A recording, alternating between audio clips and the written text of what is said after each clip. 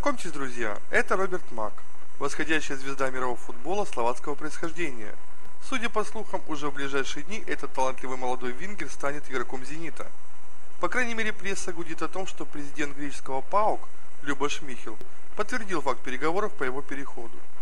Подтвердил также факт личной заинтересованности Мирчи Луческу в этом игроке. Сумма сделки не называлась, но в кулуарах говорят о цифре 3,5 миллиона евро. На сайте transfermarkt.d Мак оценивается в 3 миллиона евро, что подтверждает серьезность намерений «Зенита». Calimera. Go inside.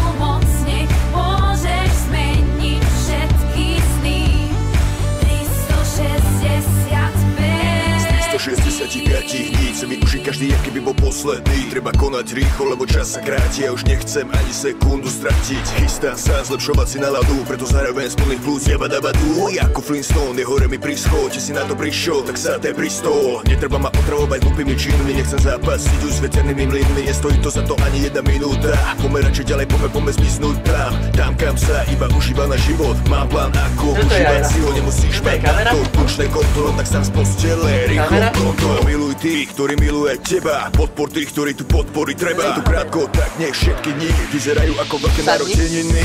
Sadni. Pačku. Ruhu.